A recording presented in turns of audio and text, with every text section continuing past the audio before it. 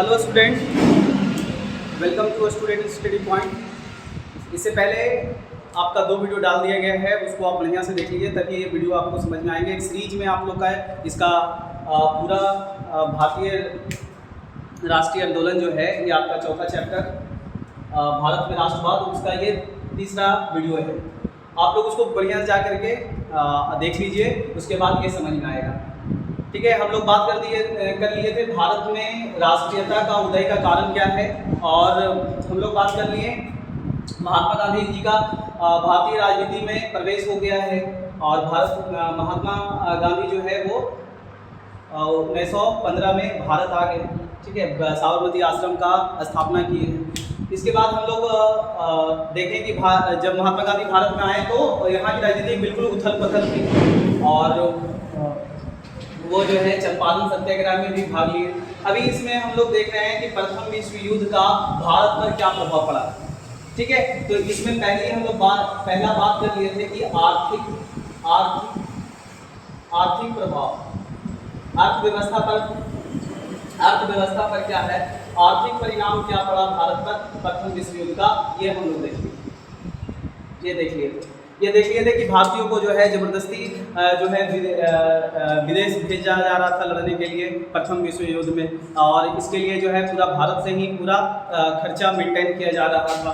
और फिर देखें कि इसको मेंटेन करने के लिए ब्रिटिश सरकार ने क्या किया था कि सीमा शुल्क और आयकर जैसे लगा दिए थे। इसके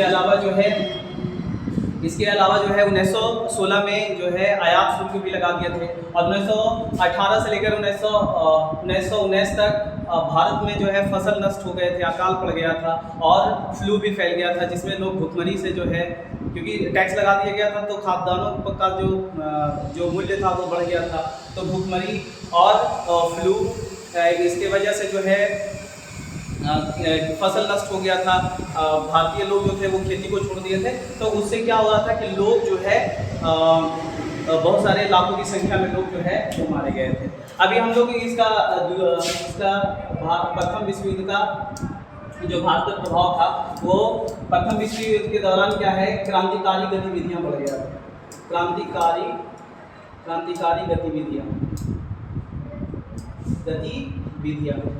अब समझिए ये कि जब प्रथम विश्व युद्ध जब शुरू हुआ तो बहुत सारे जो क्रांतिकारी लोग जो थे वो इसी को अच्छा अवसर समझ करके यहाँ से अपना क्रांतिकारी गतिविधियां शुरू कर रहे थे, सरकार के खिलाफ जो है अब जंग छेड़ रहे थे। तो ये जो है बहुत सारे लोग जो है जो क्रांतिकारी लोग जो थे वो इसको एक अवसर के रूप में देख रहे थे, जिसमें भारत में भी और साथ साथ जो है विदेशों में जैसे कनाडा और जगहों पर जो है वो विदेशों में अमेरिका, कनाडा ऐसे जगहों में जो है वो क्रांतिकारी गतिविधियां देखने को मिला।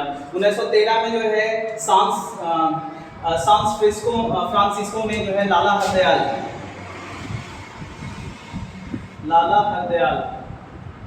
ने गदर पार्टी जो एक क्रांतिकारी पार्टी था उसका फ्रांसिस्को में जो है उनका गठन करते हैं, और ये जो है इसका एक पत्रिका भी आता था। पत्रिका जो शुरू में जो है वो उर्दू में छपती थी, और उसके बाद जो है ये अलग अलग भाषा में जैसे अंग्रेजी, हिंदी ये सब में भी छपने लगा था। तो यहाँ पर ये देखने के लिए ये स्वाधीनता जो है इनके अध्यक्षता में ही जो है वो स्वाधीनता समिति का गठन किया गया था। ठीक है, भारत को आज़ाद कराने के लिए, यानी स्वाधीनता का मतलब क्या होता है, खुद का जहाँ शासन हो, जहाँ खुद का अधिकार हो, तो ये। और उसके अलावा जो है यहाँ पे महेंद्र प्रताप काबुल में सरकार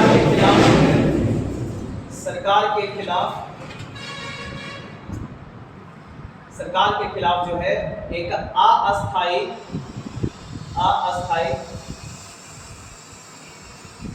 सरकार का गठन किया था। ठीक है, तो ये सारी जो है वो क्रांतिकारी गतिविधियां जो है वो भारत में उस समय जो है वो हो रहा था। ठीक है, ये क्रांतिकारी गतिविधि जो है वो वहाँ पे शुरू हो गया था। उसके अलावा जो है अगर आगे बात करें तो भारत में प्रथम विश्व युद्ध के बाद क्या है कि संवैधानिक सुधार की बात कर रहे हैं। संवैधानिक सुधार की बात हो रही थी, ठीक है। इसलिए जो है 1917 में जो है जो मॉन्टेस्क्यू होते हैं,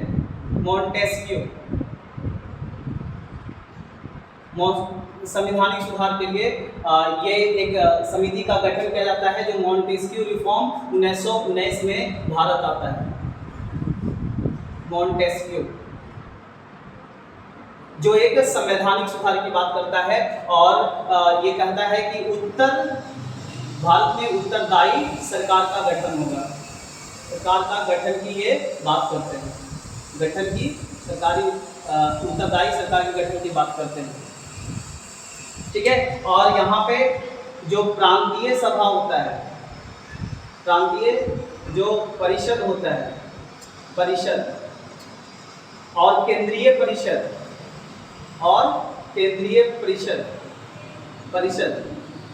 उसमें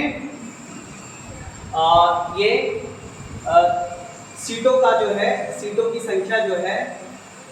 संख्या वो बढ़ा दिया जाता है,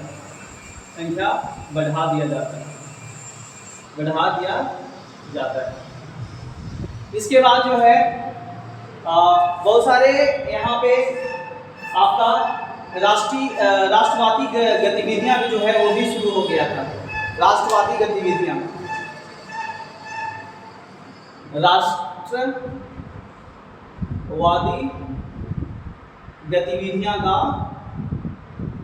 गतिविधियां का शुरुआत हो गई थी यहाँ पे,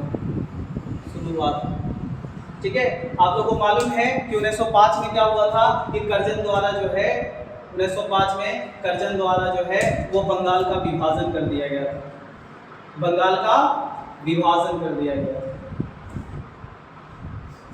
इसमें क्या हुआ था, इसमें कह सकते हैं कि इसको लोग जो है वो जो हिंदू मुस्लिम एकता है, उसके बीच में खाई बनाने के रूप में देख रहे थे। मतलब अलग करने की कोशिश किया गया था, इसलिए अलग करने के लिए कोशिश किया गया था ताकि जो राष्ट्रवादी जो गतिविधियां आंदोलन हो रहा था उसको कम किया जा सके, ठीक है। तो यहाँ पर क्या हुआ, और यहाँ पर स्वदेशी आंदोलन शुरू हो जाता है और ये स्वदेशी आंदोलन में ही जो है स्वदेशी आंदोलन को लेकर ही है ना, क्योंकि बहुत सारे जो कांग्रेस के जो गरम दल के नेता थे वो इसको जो है वो बंगाल के बाहर ले जाना चाह रहे थे, इसको लेकर जो है वो कांग्रेस में ही है ना नरम दल और गरम दल में फूट हो जाती है 1907 में। कहाँ? तो सूरत के अधिवेशन में। सूरत अधिवेशन में जो है वो कांग्रेस में सूरत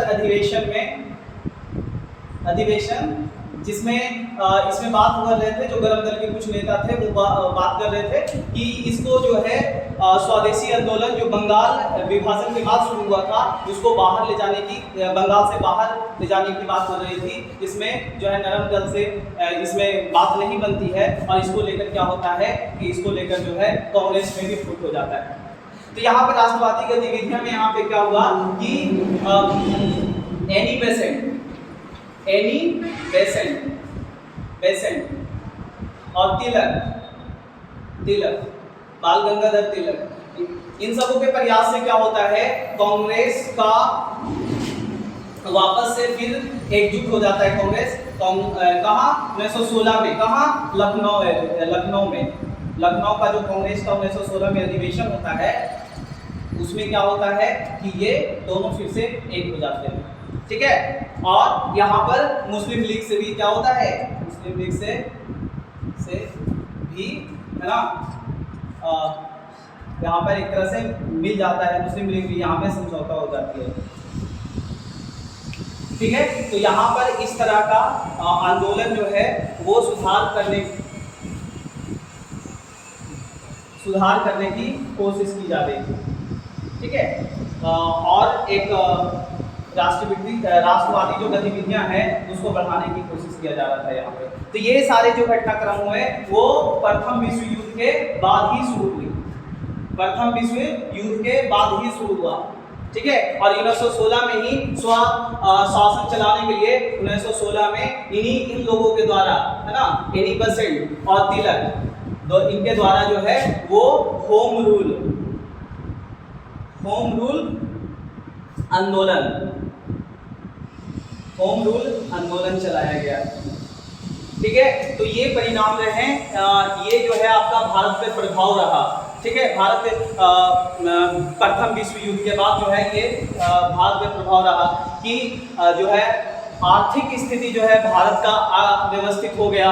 उसके बाद क्या हुआ, उसके बाद जो है यहाँ पर क्रांतिकारी गतिविधियां स्टार्ट हो गई और उसके बाद संवैधानिक सुधार की यहाँ पर उसकी उपचार की बात लोग करने लगे, ठीक है, जिससे सरकार जो है मॉन्टेस्क्यू रिफॉर्म लाता है। इसके बाद जो है वो राष्ट्रवादी गतिविधियां भी बढ़ गई, ठीक है, जिसमें जो है वो लखनऊ में एक कांग्रेस का फिर से मिलन हो गया, ठीक है, और मुस्लिम लीग से भी समझौता हो गई, ठीक है। अब इसके बाद हम लोग देखेंगे असहयोग आंदोलन की पृष्ठभूमि किस तरह से तैयार हुआ, ठीक है। और हमारे वीडियो से बने रहें और इसको रेगुलर वॉच करें, और कहीं पर अगर कोई रिफॉर्म की आवश्यकता है तो आप हमें बताएं, और कहीं पर भी कुछ डॉट रहता है तो आप कमेंट कर सकते हैं, आपके डॉट को सॉल्व किया जाएगा। Thank you.